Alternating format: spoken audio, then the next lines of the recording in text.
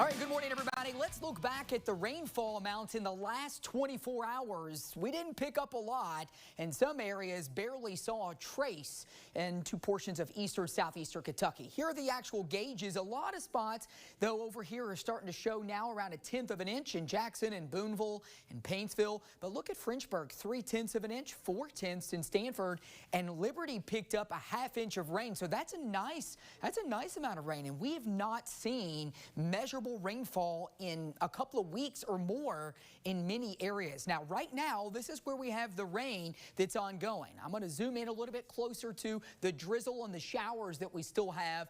Drizzle lingering for a good part of eastern Kentucky. You notice the patchy areas of green stretching in around portions of Lee, Owsley, and Breathitt counties, even over into McGoffin. But once we work our way to the south and southeast near the Kentucky and Virginia state line, that's where we still have some light rain and some showers that are gradually working their way down to the southeast. Here's what we have outside right now. We are seeing the clearing line inch closer to Lexington and Paris. That's it right there. You see how it's starting to brighten up in the distance? That's from the sun.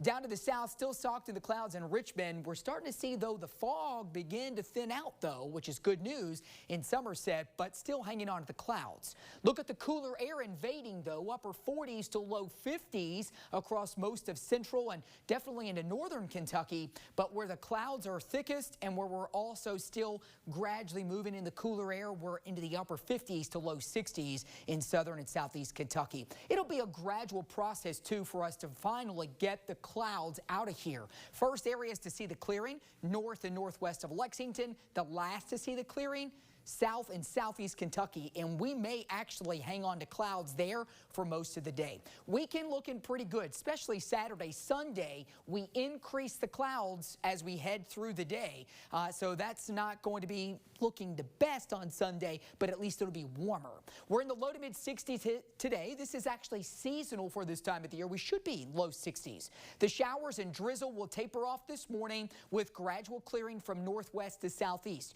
High school football games tonight, take the jackets, take the blankets with you. We'll be down into the 50s, could even fall into the 40s in some spots by the end of those games. So it will be a little chilly. You may need to go to the concession stand and get a coffee or a hot chocolate to warm up.